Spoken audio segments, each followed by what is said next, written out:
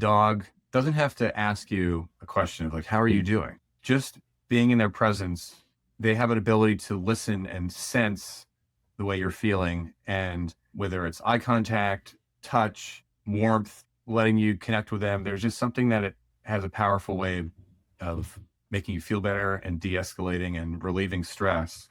They're the best listeners. And even though they don't speak to you, they know exactly what to say.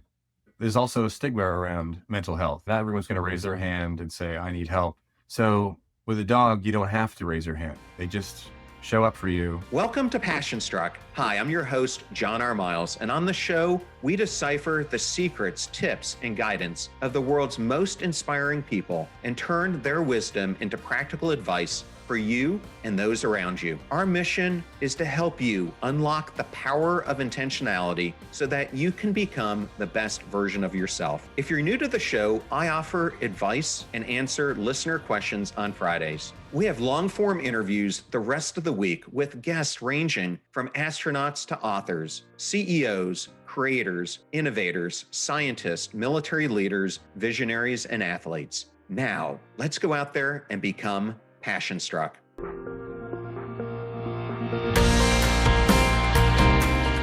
I am absolutely thrilled today to welcome Elias Friedman to Passion Struck. Welcome, Elias. How are you? I'm great. How are you doing? I am doing fantastic, and I've been so excited about this interview because I absolutely love dogs. And for those who are tuning in, you are the Dogist. So I thought I would start there. You have grown this Dogist brand on the internet to now over 11 million founders. How did this journey begin for you? My origin story, I think, would have to date back to when I was a kid. There's a picture of me in 1988 being licked by my grandmother's dog, Oreo, like on the face, and you can see a big smile on my face. So probably that was the very beginning of me really loving dogs. And since then, I developed a love for photography, but didn't know exactly what to do with my creative spirit. And coming from the family of two physicians, the first thought was, oh, maybe I'll be a doctor. But I moved to New York City, was working in brand strategy at an agency, was part of a layoff, and decided to dust off my camera and was inspired by Humans of New York and the Sartorialist, those street photography blogs, and said, well, no one's doing this for dogs. And it seemed like a bit of a joke at the time because it's like, well, who's going to take dog photography so seriously? But I was like, I will. And so, long story short, the rest is history. 11 years later, 50,000 dogs photographed. In retrospect, I'm not surprised people love the project, but at the time it was a little bit wild. I have to ask, do you remember the first dog you maybe photographed where you thought, this is so much bigger than a hobby, it's really my life's calling? Well, I think before I started the Dogist, I was like, I don't know, like an unveiled artist. I knew that I loved dogs, but I wasn't ready to create a whole project around it. But I was encouraged by other friends in the tech space in New York City, and these sort of like aha moments, like the name, the Dogist. It's like someone who dogs. And I remember photographing a Frenchie in Williamsburg, and he said, what's this for? And I said, the Dogist. And so maybe that was one of the first moments. The first picture posted to the Dogist was a boxer I met in Vienna, and is the basis of the Dogist logo. But yeah, I think this project is like everyone's a dog photographer. This is something that the world needs, right? Especially in these times of divisiveness and stress and shocking things that happen. Dogs are the antidote to that. So I felt like we needed this project. I missed having a dog, and dogs are one of the few things people want to talk about, their dogs. If I'm stopping people on the street, they're like, I don't want to talk about myself, or I don't want to talk about my kids. They're different. But when you ask about their dog, they just completely open up, and they'll tell you like the most candid, sometimes embarrassing story right off the bat. And that's like a refreshing thing in today's world, to just have someone like completely relax and just tell you an honest, authentic story. does mean so much. And I'm wearing a shirt today that says I matter. And I think more and more of us just stay in our houses these days or our offices, and we're not getting out and we're not connecting. So my whole message with this podcast is that you matter. And we just moved into a new neighborhood, and we were walking the dog that we've had for a while, Bentley. We immediately encountered other people walking dogs and other neighbors. And so it really is a nice extension to your life, because without Bentley, I wouldn't have met these 15 to 20 new neighbors throughout the neighborhood. Might have met my next door neighbors, but certainly wouldn't have had more invested conversations with other neighbors who we pass along the way. They're like a force of socialization. The thing I've been saying recently is, before you get a dog, you know your neighbor. And after you get a dog, you know your neighborhood. Dogs are amazing social butterflies, right? They want to meet everyone. They want to sniff butts, and they have to pee 3 times a day or more. And if you have to take them for a walk, then they will introduce you to everyone that you come across. And sometimes those connections are very meaningful. Well, dogs seem to be everywhere in our lives, like we were just talking about, but you seem to see them differently than most of us do. What do you look for when you raise the lens? It's a good question. I think I'm looking for something that stands out. I will always be a photographer. So I'm looking for something with visual interest, whether it's a rare breed of dog, a unique looking dog, someone's crazy outfit. Maybe the light is just right. Maybe it's like a scene. The dog's in a bag, dog's in a stroller. People are having brunch and the dog is by the table. Something that represents something about life. And I'm always interested in conveying it through the dog's perspective. So I'm always getting down to the dog's level, focusing on the dog, but always I'm interested in showing the context through which they're living their life. Yeah, people obviously who want to have their dog on the Dogist, that's like one of their questions is like, how do you choose your subjects? And it is a bit random, because I will shoot once or twice a week, and I'll meet 7 to 10 dogs on each outing. But it's a little bit of a fate, or I say every dog has its day. Today, we're talking about your brand new book, This Dog Will Change Your Life. And you're already a New York Times bestselling author. So it shows you how much these stories resonate. On Passion Struck, the show, we tend to balance science and story, and your book opens up with both. Why did you go into Levi Strauss and Groucho? I think they're hilarious examples of like how we represent dogs in our culture. What was the Groucho quote? It's inside of a dog. You can't, what was it? You can't read. I forget exactly. But yeah, I just felt like they were good representative examples of how dogs are pervasive throughout our culture and part of the fabric of our society. They absolutely are. And I thought it was interesting that you could have jumped directly into street stories and about the things that you do when you're out there photographing these dogs, but instead you start with the question, what is a dog? Why define it first? Well, I think a lot of people think of their dog as a family member, as a best friend, and those things are true, but they are animals just like we are. And so understanding where they come from, how they evolved, how they came to be. We created dogs. Unlike other types of pets, cats, turtles, they are less domesticated compared to dogs. We selectively bred dogs over hundreds, thousands of years to be what we want them to be. I like to think of this idea of like a wild pug. There's no such thing as a wild pug. And so each of these dogs are a representation of us in all their forms, big, little, lap dogs, Great Danes. And so understanding the origin of dogs, I think, is important to fully understanding them.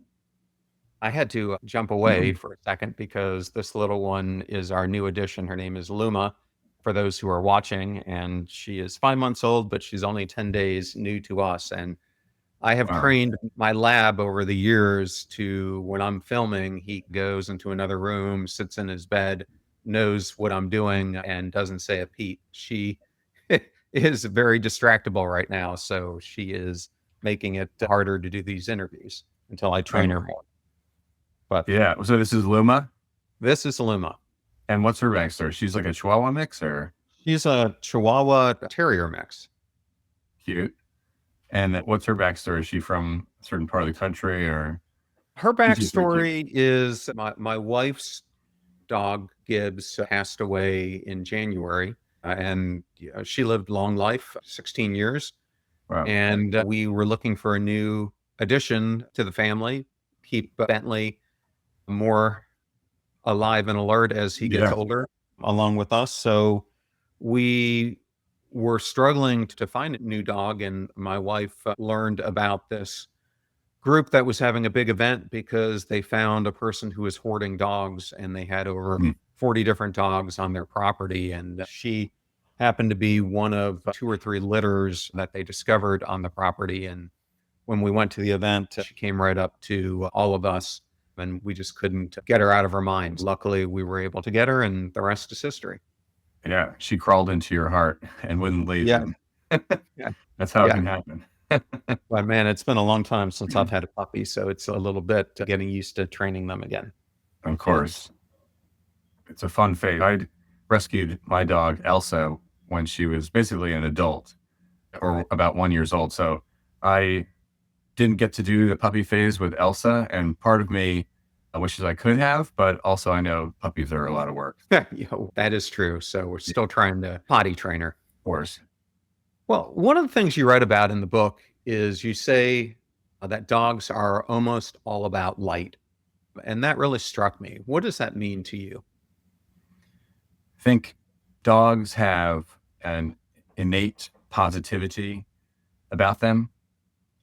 And I spoke with someone recently who takes care of a dog whose hind legs don't work and has wheels to get around. And she said that the dogs don't have this thought that we do of, what if I fail? Dogs, they just look towards the future. They live in the present moment. They don't dwell on the past and what their shortcomings are. And they just say, like, how do I do this? Let's do this. Even if it's just getting a treat from across the room, they're not thinking, oh, woe is me. If only I were XYZ, if only I were different. They just focus on the now. And so I think through that virtue and being around dogs, they live as this light, as you're saying, this source of motivation, of encouragement. Dogs aren't judgmental of themselves. They're not judgmental of others. They don't care about what you look like, what kind of car you drive. They lead with trust. They don't lead with doubt. And so as humans, we have an ego we have to struggle with, and we are often at odds with one another. And for whatever reason those things exist, I think they don't always serve us. And by being around dogs, by seeing the way that they behave, even without spoken language, we become more like them. And I think that is a good thing.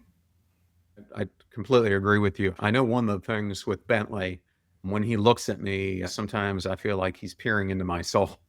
And it's crazy how much you can just feel how much they love you, how much they care for you, which is something you often don't get from the human experience. Yeah. And when you say peering into your soul, it's like a lot of it comes down to direct eye contact. Like throughout your average day, you could probably, even with the people closest to you, the amount of like direct eye contact you have gets less and less every day. You have 5 seconds with the barista, you have 30 seconds with your wife, whereas dogs are incredibly generous with their eye contact. You come home, they stare into your soul, like you're saying. And I think as humans, we crave that, and we're missing that more and more. The ability, as we work remotely, as we're on a podcast over a Zoom channel, and this counts for something, but it's not quite the same as being be right next to someone, and a dog. The way a dog looks at you is just, we don't get that much anymore. And so it's important. They remind us that we matter, like your shirt says, and that feeling of love that we get through eye contact is priceless. It reminds me of something that you wrote about in the book. You suggest that there's no dogs without humans, but I think it's maybe no humanity without dogs. I do think they bring out the best in humans. And yeah, just like when you walk around the street with your dog, you're talking about meeting new people. You probably wouldn't have met them otherwise. Who knows if your ideologies align, like whether you would have struck up a conversation with this person otherwise. The dogs don't ask these questions. They just have a magnetism, a gravity about everything they do in attracting other people, in attracting love, connection. I think we take it for granted. It's something that we've gotten used to living with a dog. But my goal with this book, and really the whole Dogist project, everything I'm doing, is to deepen our appreciation for dogs and help them live better lives, and hopefully save as many as possible from living life in a shelter. That's why we always tend to rescue our dogs. My other dog, Bentley, came from Alabama originally, and he had a sister, and that sister was really mean to him in many ways. But the parents, for whatever reason, before I had them, moved to a place, not sure why people do this, where they wouldn't allow them to have big dogs like a lab. And so they gave them to a shelter, which became a kill shelter. And so we were able to find Bentley from a lab rescue organization and a great foster mom. But it does really sometimes make me think, as much love as dogs bring to you, how sometimes we treat them in the exact opposite way that they show the love to us that so many of us feel who love them. Yeah, it's a dark part of reality, and being a human is abandoning things that we once cared about. Or I remember being in Texas, arriving at their municipal shelter, a city shelter, and I got there at 9 a.m. and there's already a line of people waiting to relinquish their dogs, to surrender them for whatever reason. And of course, your instinct is to judge them. And I guess you can, but people may be struggling financially, health-wise. It's just an unfortunate thing. And in places where there's overpopulation around the country, especially in the South, they unfortunately have to do space-based euthanasia, which is unfortunate. And a lot of it has to do with overbreeding, and we don't have to get into all the details of that, but I just think it's a noble thing, if you're interested in getting a dog, to at least consider getting one from a shelter, because dogs aren't meant to languish in small cages and be not social. They belong with their people in a family. Even going to a shelter and just seeing it for yourself, I think, is a meaningful thing to do as someone who loves dogs. It is so sad to go to those facilities where they're trying to breed purebreds, and you see the dogs in all the cages and they just look miserable. And this is something that you bring up in the book, 16 Basal Breeds, and you call breeds human inventions. Why is this important for the listeners to understand about this breeding and making sense of modern dogs and what comes about with the responsibilities we have of breeding these human inventions? I think to make a distinction, not the practice of responsibly breeding a dog that you care about, for example, like dog shows, for example, there is a best practice, and these people are not responsible for the overpopulation in shelters. They're not making money out of this. They're barely breaking even. They are breeding a breed they love to keep it alive, a legacy, whether it's a hunting dog, it's the very 100 to 200 purebred breeds out there are interesting and I think worth preserving. It's a fascinating thing. The issue comes when you have someone who's trying to make money off of a trend of a breed's popularity, like a celebrity gets a dog and then everyone wants one of those. It's this impulsive fashion-y phenomenon. And the hallmarks of a puppy mill, if you will, is the ability to get a dog next weekend quickly with a credit card without any sort of the breeder looking into your background or interviewing you at all, and without any accountability, as if the breeder is not keeping up with you. Those are the dogs that can end up in a shelter. And so I just want to make that distinction off the bat, is that if you decide that you really want a specific breed, you need to make sure to do a lot of research and find a breeder that is doing it with love and a care for preserving their breed, not to make money. And it should take a year. It should take at least 6 months for you to get a dog, if that's the path you want to go down. But yeah, in terms of the basal breeds, there's, I don't know how many, whether there were 16 or 11. 16. Yeah. 16. Yeah. So there's basically the first dogs that we created, the first breeds. And it's like the Chow. Is it the Shiba Inu? A lot of them were Asian, started in Asia. The Canaan dog in, I guess, Africa.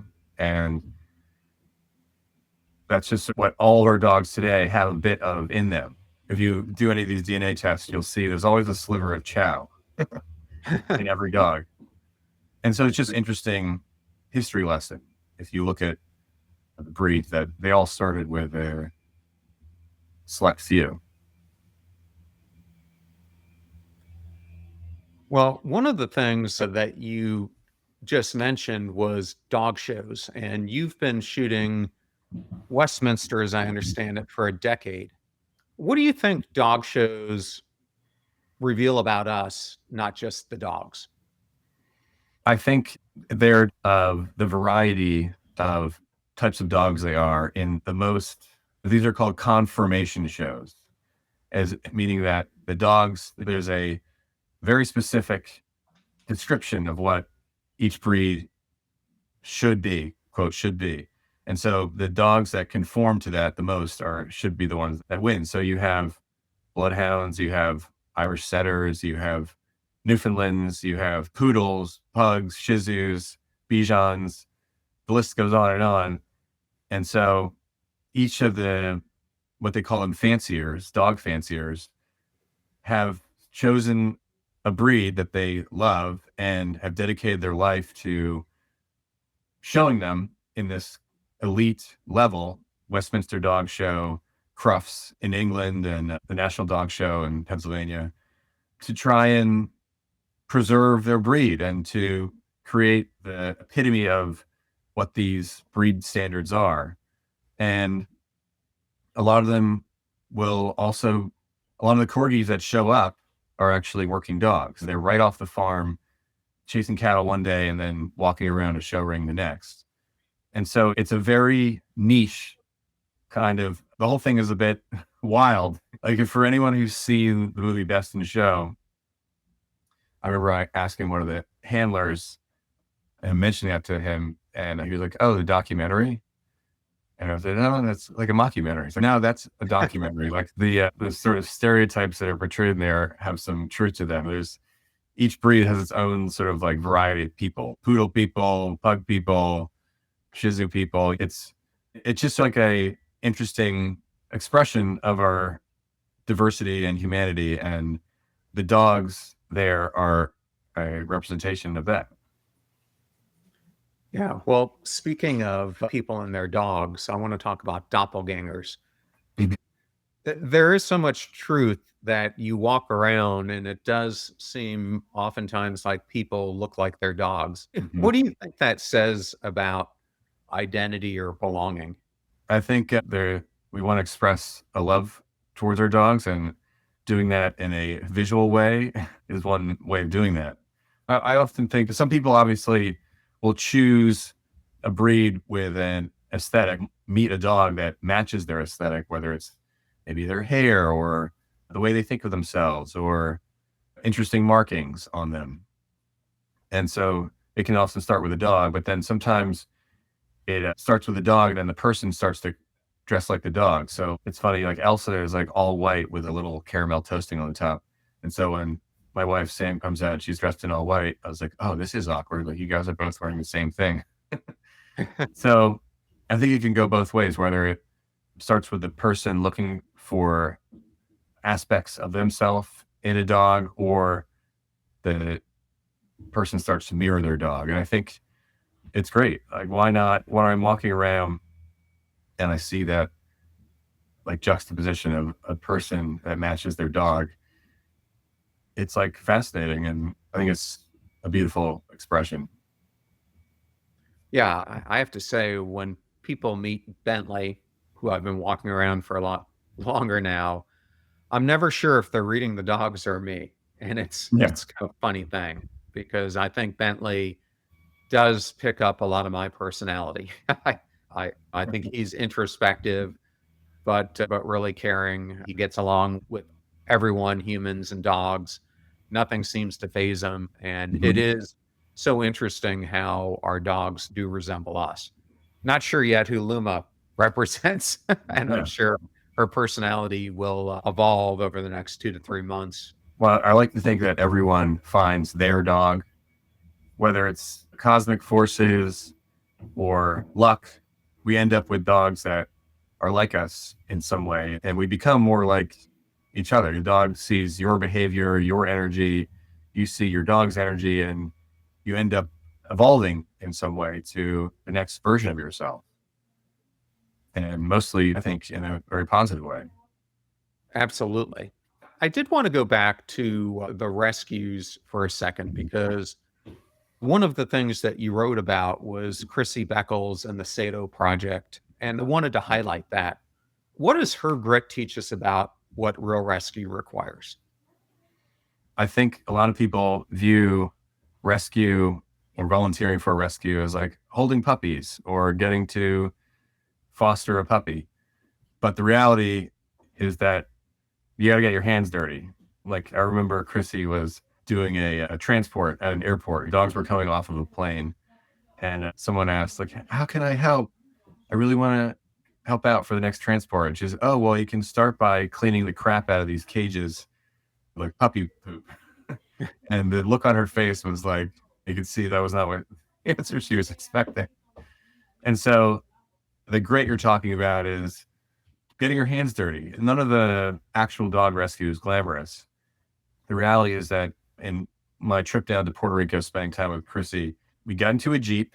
We go to a beach that is unfortunately nicknamed Dead Dog Beach because it's the place people go in shame to drop their dogs off and drive back home and try and forget about them. We go to this beach and there's dogs living in a bush, often emaciated, covered in ticks and other maladies, other illnesses they might have, mange. And her job is to, and mind you, Chrissy is like allergic to dogs, of course. And her job is to lure these dogs who are maybe afraid of humans with food. She basically puts food out and to try and get these puppies off of the beach and into a better life. And so not everyone can do that. And that's not how people, by the time the dog is transported to New York City and is in a adoption van in Columbus Circle and is then adopted by a well-off family and is going to live a nice life in its brownstone in Brooklyn. That is the goal, but it didn't start that way. It's not the way it's not the way these dogs' lives started. And so just having an appreciation for all the work it takes to rescue these dogs, often from the brink of death. A lot of these dogs literally, I've seen the worst of it and the unfortunate reality of having to dogs not make it. And so someone's got to do this work. And it's almost always these like badass women, often have tattoos, and Chrissy the boxer. That was the first time I met her, was seeing her box in a ring. There's just something like you need, like you're saying, there's this grit about them. So I wanted to talk about another area. One of the biggest things that Bentley has helped me with, and he is a service dog, is he's helped me regulate my experience with trauma. I know for a lot of veterans who have dogs and other people who've experienced trauma, dogs can be a huge influence in helping you regulate PTSD and other things that have happened. What patterns do you see in dogs as potentially co-regulators and helping people who experience anxiety or mental health issues? Yeah, I think that this is like a fascinating aspect of, I've done a lot of series with working service dog organizations for veterans with PTSD, various types of PTSD. And it's just incredible the power that these dogs have that no other medication, therapy can really match. And this is something that I've been trying to understand. Even yesterday, I was at a Temple University hospital with an organization called Crisis Response Canines, and they basically go into settings where a disaster or a tragedy has happened, a shooting, a natural disaster. And so this was a hospital where they are going to visit nurses who experience something traumatic 10 times a day, because they're in an emergency room. And there's just this unique ability for them to interact with a dog, and the dog doesn't have to ask you a question of like, how are you doing? Just being in their presence, and they have an ability to listen and sense the way you're feeling, and whether it's eye contact, touch, warmth, letting you connect with them. There's just something that it has a powerful way of making you feel better and de-escalating and relieving stress. They're the best listeners, and even though they don't speak to you, they know exactly what to say. And there's also a stigma around mental health. Not everyone's going to raise their hand and say, I need help. So with a dog, you don't have to raise your hand. They just show up for you. And whether you are aware of the fact that you are feeling down or feeling like the trauma is having a grip on you, the dogs just make you feel better. And yeah, it's a unique thing. That's something that I think about a lot. I met with a veteran a couple of years ago. It was in the Marine Corps, and he was talking about how his dog, he said he wouldn't be around if it weren't for his dog. And I had heard that before. I wasn't sure what he really meant. And he was talking about how many more veterans commit suicide every day, and how many more of them would still be around if they'd had dogs. And that's like a statistic that's theoretical. That I remember leaving towards the end of my time that day, speaking with his wife and just asking her, like, has he ever talked to you about any of his experiences serving? And she said, no, he's never talked to me about anything. I knew nothing about his experience. And that just was like, shows you that his dog was there for him, and his dog listens. His dog is the one that hears his stories and saved his life, literally, because dogs can be there in ways that people can't, even if you want them to be. He felt like he didn't want to burden his wife with things that he suffers with. And so it's like, how do you quantify that? That's a really important topic. A couple of years ago, I had a Naval Academy classmate of mine, Chuck Smith, on the show. And Chuck did this TED Talk that went viral about veteran suicide. And if you know anything about the TED organization, before you come on to speak, they do a ton of validation work, making sure that whatever you're going to put on the stage is accurate. Yep. And I did it. when you think about the war on terror, the war itself resulted in somewhere around 5,000 fatalities. But when you look at the suicides during that same period of veterans who took their lives outside of conflict, the numbers are staggering. It's like 145,000.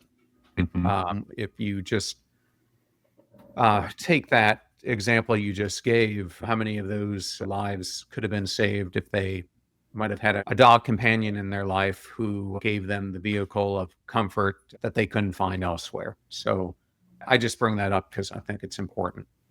Yeah.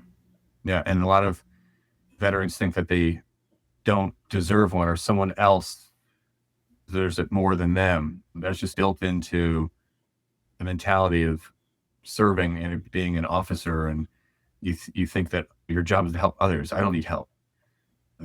But people are human. They're not robots, right? And it's hard to go back to a civilian life and live the rest of your life out after seeing so much and experiencing these traumas. And it's part of the work part of what I want to encourage in showing these stories is to hopefully help some people who are struggling to feel comfortable and like they deserve to have a dog. I want to bring this back to something lighter for a moment. Yes. You have interviewed, or I shouldn't say interviewed, you've done photographs with thousands of strangers, but also some well-recognized people like Naomi Watts and Chris Rock. But I wanted to focus in on one in particular. My Aunt Pat grew up with Bill Murray. She went to elementary school with them starting in kindergarten. And in fact, he sometimes comes back to his grade school reunions, believe it or Really? not. Of course. But Very Bill Murray. one time she was an attorney during her career, and one time she left the office and she was walking down the street. And you can imagine you're in Chicago when all of a sudden someone grabs you from behind and starts twirling you around. Well, it happened to be Bill Murray, my which God. she hadn't seen in over a decade at that point. But I have a friend who lives in Charleston who tells me Bill shows up unexpectedly at different events from time Yeah. to time. What was it like shooting with Bill? Do you remember anything from it? I mean, yeah, it was unreal. I grew up watching Caddyshack. I was starstruck myself. And he's the ultimate character. Everything you say, he's like cracking like the perfect joke. And he's a dog lover as well. No surprise. He's had dogs over the years. And he had been doing this press junket for the movie Friends all day. He was doing interviews, and so he's probably a bit tired. But I remember he came out and we had about 20 minutes to shoot this. He was going to help me find dogs on the street. And I could just see when we described what we were doing, you're going to help us find dogs. He's like, really? This is great. I love this concept. And so he lit up and Naomi lit up, and every dog that we met, you could see his curiosity and his excitement peak. And that was awesome to see someone who has had so much experience doing all types of things, an incredible life he's led, to see him have this childlike curiosity. And I was so glad that I could show him what it's like to be the Dogist, to live my life. And through the rest of the week, he was going on interview shows. He was on Howard Stern talking about his movie, promoting that. But he kept bringing up the dog. He kept bringing up the Dogist. He's like, Howard, have you heard of the Dogist? And he's like, no, I haven't. He's like, oh, it's this guy. He walks around with cameras and he says, may I take a photo of your dog?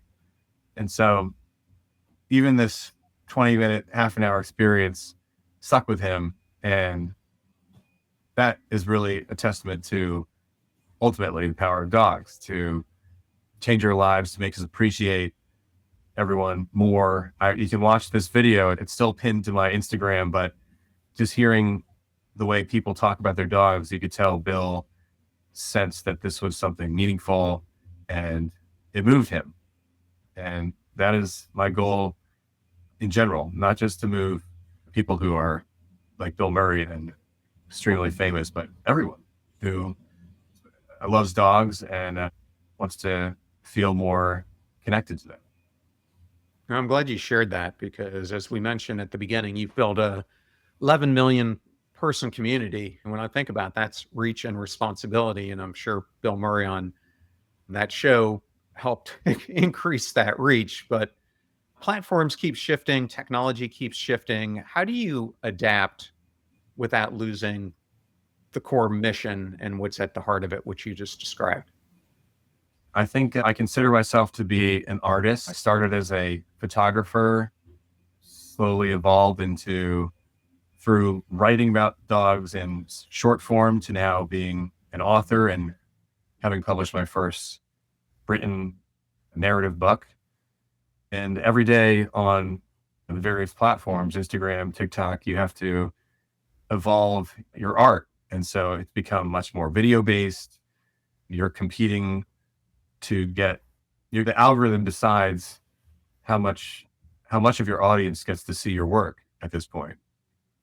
So there's a lot of forces at play, and it's part of the challenge to keep up with it.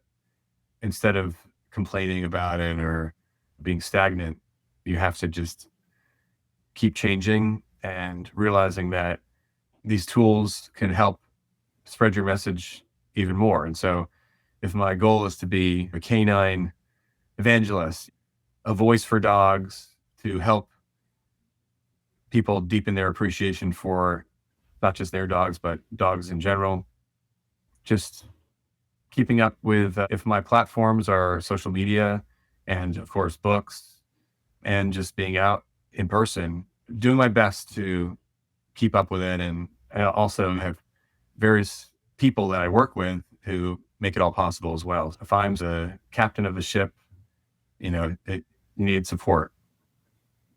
Elias, I have one final question for you. Passion Struck is about mattering and intentional living, and dogs model both. If every listener today changed one behavior with their dog, what should it be? I think from your perspective, it would be to sit with them on the couch and give them some time, dedicated time without your phone, and just feel what it's like to be present with your dog, because that's how they experience life, is in the present moment. And for your dog's sake, when you're out on your next walk, let them sniff a little longer. That's something that they find interesting. The way I think of it is if you pull your dog away from a good scent, it's like taking a good book out of their hands. And this is the way the dogs experience the world, through scent. For your sake, take a pause and be present with your dog for a few minutes every day. And for your dog's sake, let them sniff that thing a little longer. And Elias, people want to learn more about you. Where's the best place for them to do so, and the book and your social presence? Well, the book is This Dog Will Change Your Life. It's available online and every local bookstore, hopefully, at least a few copies. And online on social media at the Dogist. That's the Dogist. Yeah, that's where to find me. Well, Elias, thank you so much for joining us. I love to talk about dogs, so this was a real pleasure for me. Likewise. You're a dog guy, so you get it.